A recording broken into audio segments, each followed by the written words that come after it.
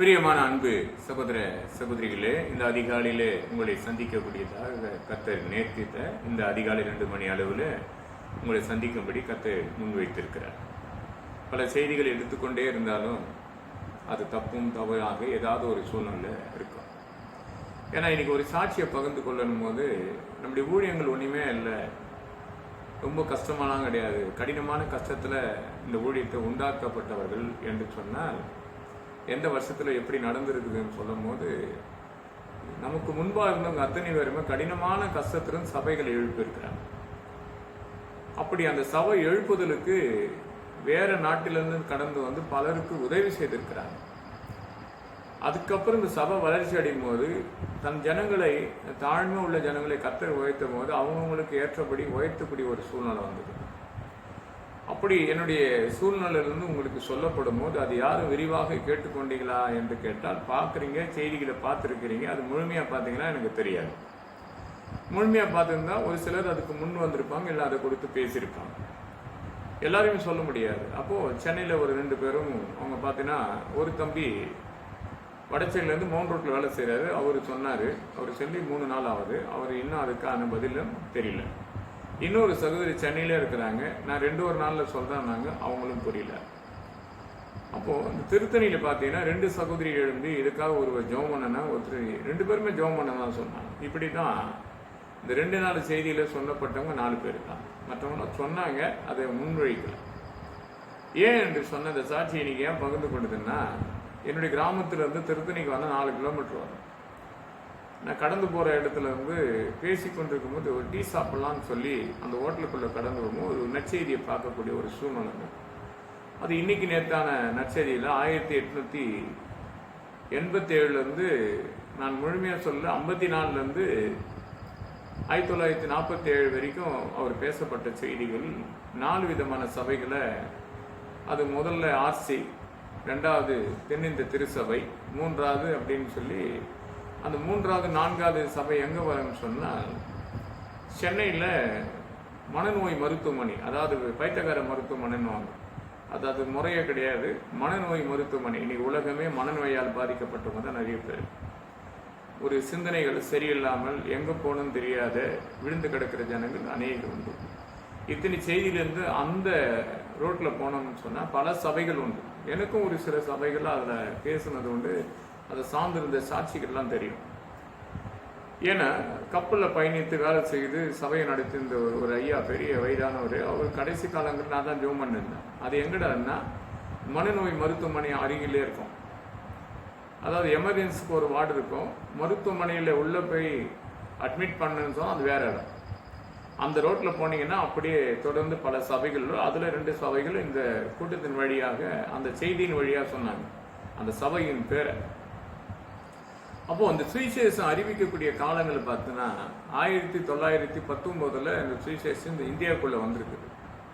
அப்போ அந்த இந்தியாவுக்குள்ளே வரப்போது இந்த சபைகள் எப்படிலாம் வளர்ச்சி அடையும் போது, எப்படி இந்த சமுதாயத்தை தமிழ்நாடு ஃபுல்லாக சுற்றி இருக்கிற கர்நாடக நெருக்கத்தில் இருக்கிற இடங்களெல்லாம் கடந்து போய் பல கூட்டங்கள் நடந்திருக்கு.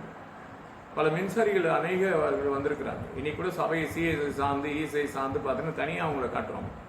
பல கிராமங்களில் மலைப்பகுதியில் கடந்து ஊழியம் செய்கிறவங்களுக்கு அவங்களுக்கு பேர், அப்படி சூழப்பட்ட பேர் தான் வெளிநாட்டிலேருந்து கடந்து வந்து தமிழ்நாட்டுக்குள்ளே வந்து இந்தியாவுக்குள்ளே வந்து பல சுவிசேஷி ஏழை எளியரை சந்திக்கப்பட்டு இல்லாமை உள்ள ஜனங்கள்லாம் அவங்க தட்டி எழுப்பி நாணம் உள்ளவர்களுக்கு நாணத்தை கொடுத்து அவங்க படிப்பறிவுலாம் கொடுத்து அவங்களுக்கு வேண்டியதெல்லாம் செய்தப்பட்டு அப்படி கடுமையான காலத்தில் அந்த ஊழியத்தை செய்திருக்கிறாங்க.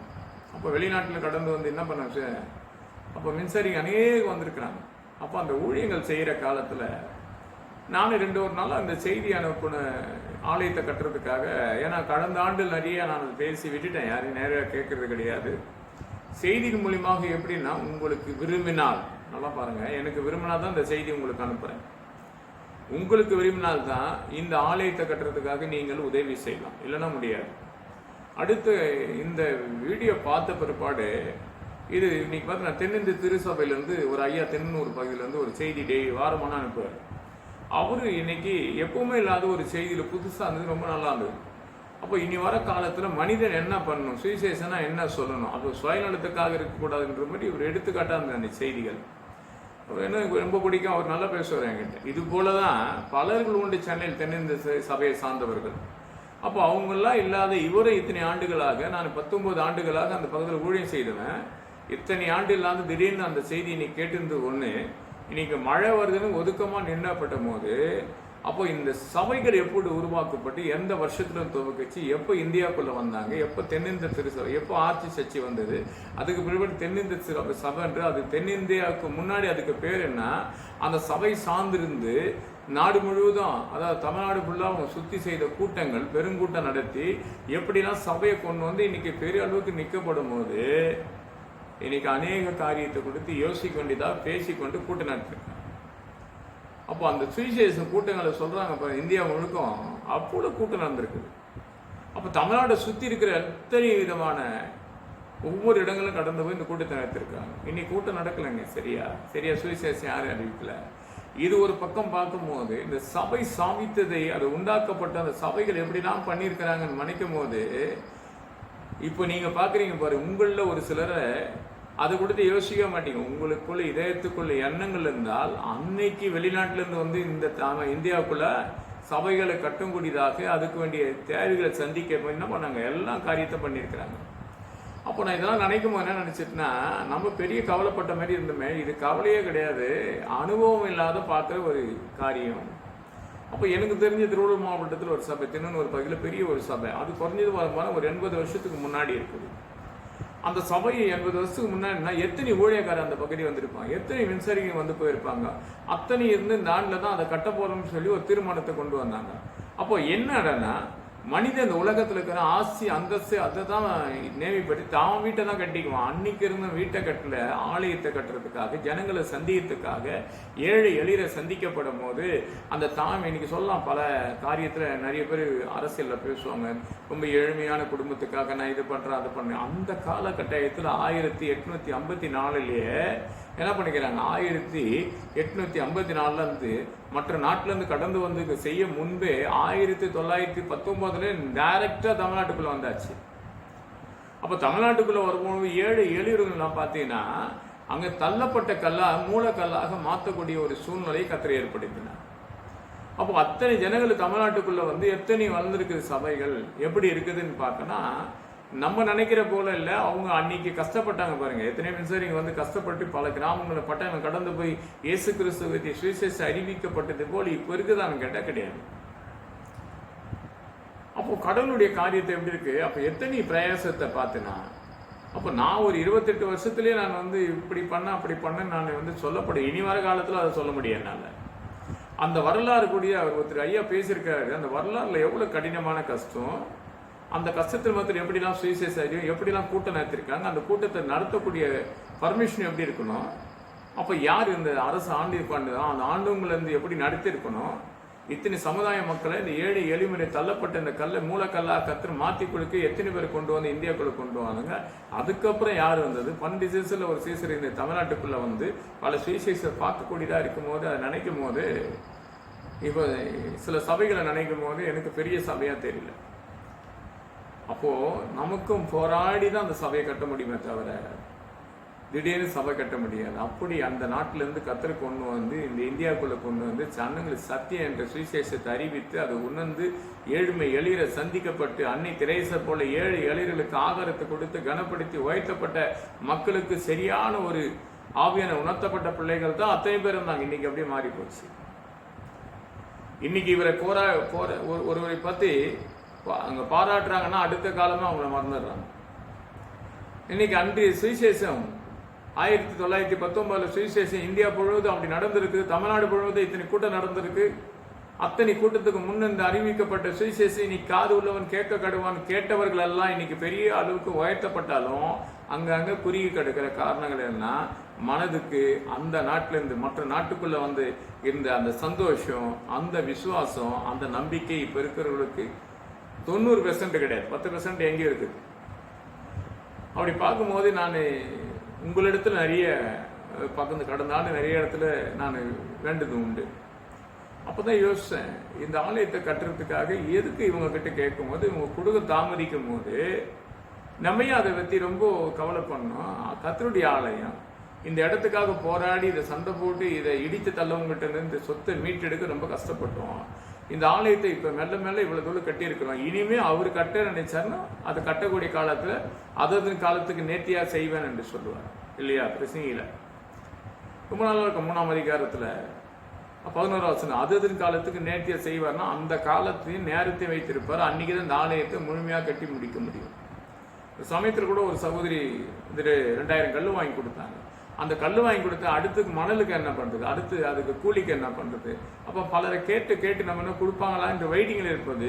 கொடுக்குற அந்த ஆண்டவரை மட்டும்தான் ஜெபிக்கணும். பார்க்குற அன்பு சகோதரியாக இருக்கலாம், சகோதரனாக உங்கள் ஆலயத்துக்கு நீங்கள் சரியாக இருங்க. உங்கள் ஆலயத்துக்குள்ளே நீங்கள் சரியாக கடந்து போய் பயணித்துங்க. ஒரு வசனத்தை மட்டும் அந்த வசனத்தில் இந்த தென்னிந்திய திருச்சபை முதல்ல அது ஆரம்பமாக அனுப்பப்படும் போது எபேசியர் புத்தகத்திலிருந்து தான் அந்த வசனத்தை எடுத்திருக்காங்க. அது எப்போ நடத்திருக்காங்கன்னா சரியாக 9ஆம் மாதம் 27ஆம் தேதி முதல் கூட்டத்தில் முதல் செய்தியாக சொல்லப்பட்ட வார்த்தை என்னடான்னா எபேசியர் புத்தகம் 2ஆம் அதிகாரம் 20ஆம் வசனம் 21ஆம் வசனம். ஆமாம் 20, 21 படிக்கிறோம் பாருங்க, ரொம்ப நல்லா இருக்குது.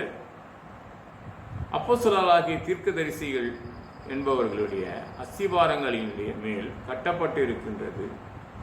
அதுக்கு இயேசு கிறிஸ்து தாமே மூளைக்கல்லாக இருக்கிறார். அவர்கள் மேல் கணிகையும் முழுவதும் இசைந்து இணைக்கப்பட்ட கர்த்தருக்குள் பரிசுத்த ஆலயத்தை எழுப்பப்படும்படி அவர்கள் மேல் நிற்கும் ஆவியானவர்கள் தேவனுடைய வஸ்திரத்தினால் கட்டி கூட்டி சேர்க்கப்பட்டது என்று. அப்போ ஒரு வசனத்தை கொடுத்து 20 அழகா இருக்குது. அப்போஸ்தல தீர்க்கதரிசிகளாக எவர்களோ அஸ்திபாரத்தின் மேல் கட்டப்பட்டு இருக்கின்றது. அதற்கு இயேசு கிறிஸ்து தாம் மூளைக்கல்லாக இருக்கிறார். இந்த வசனத்தை என்ன பண்ணியிருக்காங்க? முதலாக தென்னிந்திய சபை அது இருக்கலையா, சென்னையில் இருக்க தென்னிந்திய சபையினுடைய தலைமை முதல் இது உருவாக்கப்படும் போது சரியான வருஷம் என்னடனா 1947 9ஆம் மாதம் 27ஆம் தேதி தான் ஃபர்ஸ்ட் செய்தியாக அனுப்பப்பட்டு பாட்டு பாடி துதித்து எடுக்கப்பட்டது தான் இந்த வசனம். இன்னைக்கு அழகாக அருமையான ஐயா பேசப்படும் போது திண்ணனூர் பாகையிலிருந்து ஒவ்வொரு வாரம் சனிக்கிழமை பேசுவார். அவரும் இன்னைக்கு எப்பவுமே இல்லாத ஒரு விசேஷமான செய்திகளாக இருந்து யாராக இருந்தாலும் எப்படி இருந்தாலும் மற்றவங்களை கொடுத்து யோசிப்பதை காட்டியும் கர்த்தருக்கு தெளிவான ஊழியமாக இருக்கட்டும், மனிதனை கொடுத்து எதையும் கவலைப்படாமல் கர்த்தருக்காக ஊழியம் செய்யக்கூடிய ஒரு சூழ்நிலையை சொல்லி காட்டினார். ஒரு வார்த்தையில் நிறைய விஷயம் அடங்கி இருந்தது. அப்போது இந்த கடைசி காலங்களில் செய்திகளை மாறப்படும் போது இந்த செய்தியை ஒரு செல்போன் மூலியமாக பார்க்கப்படும் போது இத்தனை பெரிய கஷ்டத்தை எனக்கு 28 வருஷமா இந்த கிராமத்துக்குள்ள 16 வருஷமா நான் படுற கஷ்டத்தை பெருசா இல்லாத ஈஸியாகிடுச்சு. அப்போ அன்னை தெரேசா வாழ்க்கையில் எவ்வளவு கஷ்டப்பட்டாங்க, அதுக்கு முன்னாடி வந்த ஊழியக்காரர் எவ்வளவு கஷ்டப்பட்டாங்க. ஏங்க இயேசு கிறிஸ்து 12 சிசுல ஒரு சிசர் தமிழ்நாட்டுக்கு வந்தப்பட்ட பாடுகள், மரணம் ஏற்பட்ட பாடுகள்லாம் இதெல்லாம் பார்த்தீங்கன்னா சுவிசேஷம் என்றது லேசானதில் என்று தெளிவுபடுத்தினார் கர்த்தரை. பார்க்குற அன்பு சகோதரியா இருக்கலாம், சகோதரனாக இருக்கலாம், கர்த்தருடைய வார்த்தையை நீங்க எப்பவுமே அற்புதமாக நினைக்காதீங்க. இந்த ஊழியத்துக்கு அழைக்கப்பட்டாக நீங்கள் விசுவாசித்திருக்கும் கர்த்தர் உங்களுக்கு ஏதோ ஒரு நன்மை செய்திருக்காரு என்று சொன்னால் ஒருவர் கேட்கப்படும் போது நம்ம கிட்ட கேட்டான்னா நம்ம கிட்ட கேட்டாதான் நம்ம சொல்ல முடியும்னு நினைக்காதீங்க. யாருக்கு உள்ளத்துல தேவன் உணர்த்துறாரோ அவங்கள தான் கொடுக்க வைப்பார். பரிசுத்த ஆவி இல்லாமல் ஒன்றுமே பண்ண முடியாது. ஒரு அழகாக சொன்னார் அந்த சிலுவை, அந்த தென்னிந்திய திருச்சபையினுடைய மேப்பு அழகாக சொன்னார் ஒரு சாட்சியை. அந்த சிலுவை கொடுத்து ஒரு சாட்சியை சொன்னார். அந்த பூவை கொடுத்து சொன்னார். அந்த பூவுக்குள்ள எத்தனை தடமான தண்ணி பட்டாலும் தண்ணி என்ன பண்ணலாம், பூவுக்குள் நிலைய நிற்காது, விழுந்துடும். அதுக்கு தான் அதுக்கு பூ வச்சாங்க. அது மேலே பரிசுத்த ஆவியினர் உணர்வு இருக்குது அப்படின்னு சொன்னார். அது உண்மைதான் இல்லையா? ஒரு பூ மேலே நீ தண்ணி ஊற்றி பாருங்க நிற்காது. ஏன்னா அந்த பூவை தான் அது மேலே வச்சிருக்கு. அது மேலே பார்த்தீங்கன்னா அக்னி போன்றது பரிசுத்த ஆவியினர் உணர்த்தப்பட்டது. அப்போ கடவுளுடைய தீர்மானங்களோ தென்னிந்திய திருச்சபையினுடைய துவக்கும் போது அதுக்கு வேற பேர். தென்னிந்திய திருச்சபைக்கு முன்னாடி ஒரு பேரு, அப்புறம் தென்னிந்திய சபையாக மாறும்போது முதல் எடுத்து தான் எபேசியர் 2ஆம் அதிகாரத்தை 20ஆம் வசனத்தை படிக்க சொல்லியிருக்காங்க.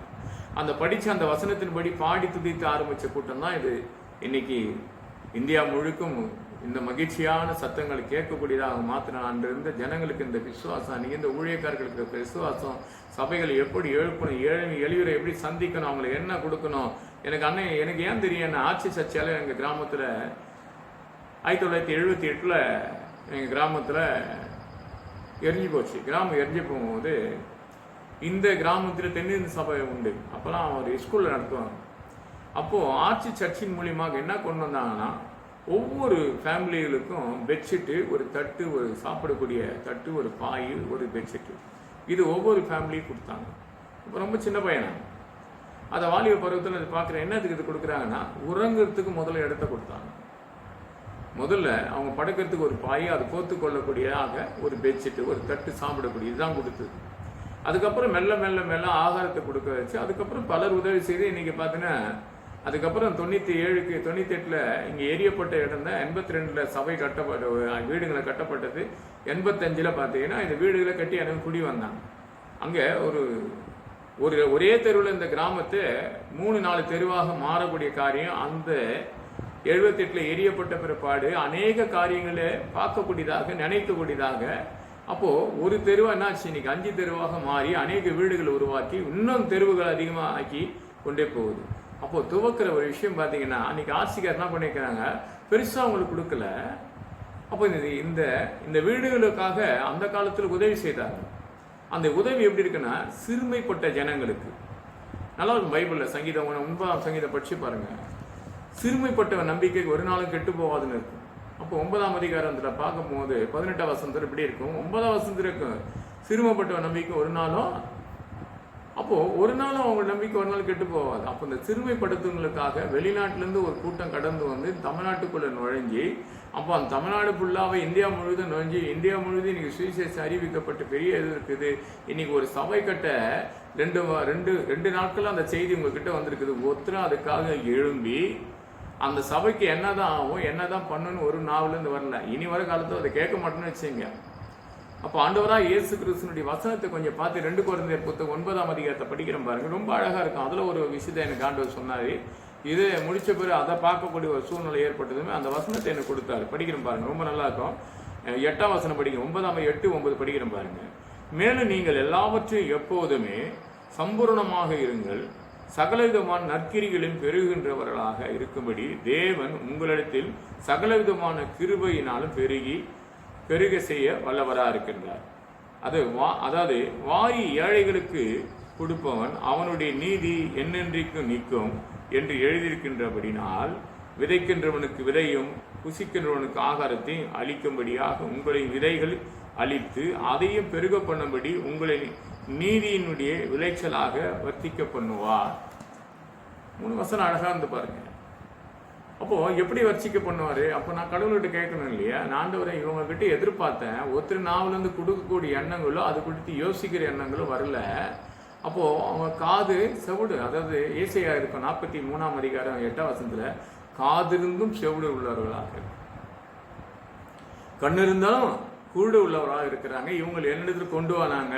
கண்டிப்பா அந்த கடைசி காலத்துல காது இருந்தும் செவிடரை போல இருக்கிறவங்களும் கண்ணு இருந்து குருடு இருக்கிறவங்களும் நீ கூப்பிட்டு பேசி விசாரணை பண்ணுங்க. அடுத்த வேலைகள் இந்த ஆலயத்தை கட்ட உமக்கு நிகரானவர் இந்த உலகத்தில் ஒருவரும் கிடையாது என்று இன்றைய அந்த செல்போன் மூலியமாக தென்னிந்திய சபையில் உருவாக்கப்பட்டது. மற்ற சபைகள், அதாவது தென்னிந்திய சபை உருவாக்க முன்னாடி ஆர்சி சர்ச்சி, அதுக்கப்புறம் தென்னிந்திய சபை, அந்த 4 விதமான சபைகள் தான். ஒன்று சொன்னேன், மனுநோய் மருத்துவமனை ரோட்ல இருக்குது அந்த சபையின் பேரு, டக்கு ஞாபகம் வரல. என் ஆண்டவராக இயேசு கிறிஸ்து ஏன் இப்படி வளர்ந்தான், எப்படி மகிழ்ச்சியா வாழ்ந்தாங்க அந்த பகுதியெல்லாம் கேட்டா, கர்த்தருடைய நாமத்தை சரியான நேரத்தில் விசுவாசித்து தொடர்ந்து பயணித்த நிமித்தமாகத்தான். எந்த சூழ்நிலை பத்தி எதையும் கவலைப்பட கடந்து போகணும். எனக்கு நிறைய கஷ்டங்கள், அந்த நிறைய கஷ்டத்தை சொல்லிக்கிட்டே இருப்பேன். குறிப்பிட்ட என் ஃப்ரெண்டு ஒருத்தருக்கு சென்னையில், அவர்கிட்ட தான் சொல்லிட்டேன். பாவம் அவரு தான் என்கிட்ட. ஆனா இனி வர காலத்துல அவருக்கும் அந்த கஷ்டத்தை இனி வர காலத்துல சொல்ல மாட்டேன். ஏன்னா சொன்னாலும் அவர் திருப்பி செய்வாரான்னு கேட்ட முடியாது. அவர் ஏராளமான கஷ்டத்தை என்கிட்ட பகிர்ந்து கொள்வார், நான் அவர்கிட்ட. ஆனாலும் அந்த கஷ்டம், அந்த அப்படிப்பட்ட கஷ்டப்படுற இடத்துல போயிட்டு நான் கஷ்டப்படுறதோட அவருக்காக ஒன்று ஜெபிப்போம். நம்ம கஷ்டத்தை கத்திரத்தில் சொல்லுவோம். பார்க்குற அந்த சகோதரியா இருக்கலாம், சகோதரனாக இருக்கலாம். ஒருவர் கொடுக்குறேன் என்று சொல்லுவது தாமதிக்காமல் கொடுக்கணும்.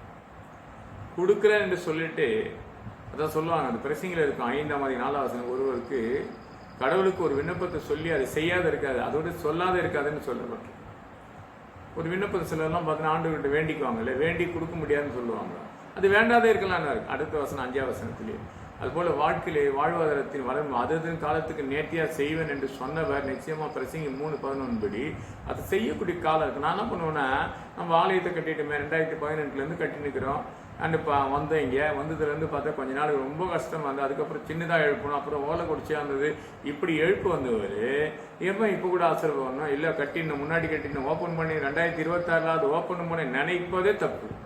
அவர் என்ன முன்வைத்திருக்கிறாரோ அந்த காலத்தில் தான் அந்த சபையின் திறப்பு விழா நடக்கும்.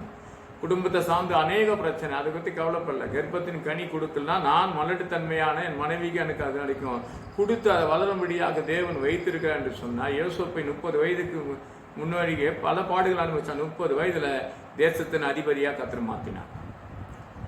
ஒரு காரியத்தை கொடுத்து அது பிள்ளையா இருக்கலாம், மகளா இருக்கலாம், அது காலம் தான் உயர்த்துவாரு. பலத்தினால் பலக்கிறது முடியாது. சிலர்லாம் இதை வச்சு சாதிக்கலாம், அதை வச்சு சாதிக்கலாம், யாரை வச்சு எதுவும் சாதிக்க முடியாது. சத்தியத்தை மட்டும் அறிந்தால் சத்தியம் விடுதலை கொடுக்கும். அது எதையும் நான் எப்பவுமே பெருசா யோசிக்க மாட்டேன். இந்த செய்திகளை இந்த 4 வித சபை அது இந்தியாவுக்குள்ள கொண்டு வந்து 4 விதமான தமிழ்நாட்டில் கொண்டு வந்து இந்த சபை வளர்ச்சியிலிருந்து எத்தனை பேர் பிரிஞ்சிருக்கிறாங்கன்றதை பார்க்கும்போது அதில் நானும் ஒரு ஆள். நானும் சுவிசேஷம் சொல்ல வந்தான். ஆனால் சொல்ல வந்து ஒரு சபை சார்ந்தில்ல, தனக்கு ஒரு சபையை உண்டாக்கும்படி கர்த்தர் ஏவப்பட்டது போல இந்த கிராமத்தில் வந்து ஆரம்பிக்கும் இடித்து தள்ளப்பட்டாங்க. திடீர்த்து தள்ளப்பட்டது மறுபடியும் கட்ட வச்சாரு. அதே கிராமத்தில் வீடு குடியிருக்க கொண்டு வந்தாரு. அதே கிராமத்தில் சுவிசேஷ அறிவிக்க ஆத்தும் ஆதாயத்தை பண்ணாரு. எல்லாம் எதுக்காக விட்டு விலகி போனாங்கன்னு தெரியாது. மறுபடியும் கர்த்தர் இனி எதை பற்றி கவலைப்பட மாட்டேன், இனி கர்த்தர் மட்டும் பார்த்துக் கொள்வார். நாம் துதிப்போம், ஜெபிப்போம். கர்த்தர் நமக்கு பெரிய நன்மைகளை காணும்படி சீக்கிரத்தில் ஆலயத்தை திறப்பு விழா என்றதை கர்த்தர் சொல்ல போகிறார். அந்த செய்தி நீயும் கேட்க போற, நானும் கேட்க போறோம். சாட்சியாக வரும். கர்த்தர் உங்களையும் எங்களையும் ஆசீர்வதிப்பாராக. நான் தான் சொன்னவங்களை எதையாவது உங்களை ஃபோன் பண்ணி தொல்லை கொடுத்திருந்தால் மன்னிக்கணும். ஏவப்பட்டவங்க கொடுத்தாதான். அதாவது ஒரு கனியை தேவன் மரத்தை இந்த உலகத்துக்கு கொடுப்பார். அந்த மரத்தை வளரதான் விதைக்கிறார். அதுதான் நான் மறுபடியும் சொன்னேன். 1 Corinthians 3:7 ஒரு மரத்தை வச்சவருக்கு தெரியும் எப்போ நேரத்தில் கனி கொடுக்கணும். அவர் தானே வச்சாருங்க சபையை. எப்போ இதை கட்டணும் கட்டி முடிக்கணும்னு தெரியும். நான் அவசரப்பட்ட முடியுமா? அப்போ விதைப்பதனால இல்லை, நீர்ப்பாசனால கனி கொடுப்பவர் கர்த்தர். அந்த மரத்துக்கு எப்போ கனி கொடுப்பாரு, இந்த ஆலயத்துக்கு எப்போ கனி கொடுக்க போகிறாரு, யாரை கொண்டு செய்ய போகிறாரு எனக்கு எதுவுமே தெரியாது. ஜெபிக்க எனக்கு தெரியும். செய்து முடிப்பவர் கர்த்தர். அவர்கிட்ட நீங்களும் ஜெபம் பண்ணுங்க, நானும் ஜெபம் பண்ணுறேன். உங்களுக்காக நான் ஜெபம் பண்ணுறேன், எனக்காக நீங்கள் ஜெபம் பண்ணுங்க. கர்த்தர் ஒருவரே. அப்படி உங்களுக்கு ஏவப்பட்டால், நான் மறுபடியும் சொல்கிறேன், என் செல்போன் நம்பரை உங்களுக்கு கொடுப்பேன். ஏவப்பட்ட கொடுங்க. இந்த செய்தி கூட தொடர்ந்து வருமானு எனக்கு தெரியாது. ஏன்னா செல்போனுடைய முறை சரி கிடையாது. இப்போ சமயத்தில் ஒருவர் எழும்பினார் சென்னையிலேருந்து, அந்த செல்போன் ரெடி பண்ண வேண்டிய காசு நான் தரேன்னாரு. நான் அது வேணாம் ஐயா, சிம்முட்டி மூட்டியோ ஏதாவது ரெடி பண்ணி கொடுத்தா ரொம்ப நல்லா இருக்குன்னு சொன்ன ஒரு லேடி கிட்ட அவங்களே செய்கிறேன்னு சொன்னாங்க. என்னுடைய சுயநலத்துக்காக எப்பவுமே சாய மாட்டேன். கர்த்தருடைய ஆலயத்தை மட்டும் அது அப்படியே பிரசனமாக இருக்கணும். ஒரு காலத்தில் ஒரு லைட்டு கூட இருள் அந்த காலத்தில் உட்காந்துது. எனக்கு இத்தனை வெளிச்சத்தோடு உட்காந்து செய்தி வைக்கிறாருன்னு சொன்னால் ஆலயத்தை கட்டி பிடிப்பார். உங்களுக்காக எப்போதும் நீங்கள் என்னை மறந்தாலும் என்னால் நீ மறக்கப்படுவன்னு கடவுள் எனக்கு சொன்னது தான். எப்பவுமே எனக்கு கொடுத்த ஆத்துமாக்களுக்கு ஜபித்து கொண்டே இருப்பேன். அந்த ஜபத்தை கர்த்தர் கேட்டுக்கொண்டு இருந்து உங்களுக்கு அதிசயங்களை கர்த்தர் செய்து கொண்டே இருப்பார். எனக்காக ஜெபம் பண்ணுங்க. கர்த்தர் உங்களை அளவில் ஆசீர்வதிப்பார். ஜெபம் பண்ணலாமா? என் அன்பால் நேசிக்க நல்ல பிதாவின் கிருபைக்காக சோதரிக்கிறோம், வல்லமைக்காக துதிக்கிறோம். சகலத்தை பொறுப்பட்டு வை நடக்கும். ஒரே நாம் மகிழ்ப்படும். சகலத்தை பொறுப்பட்டு வை பெரிய ஆமாம்.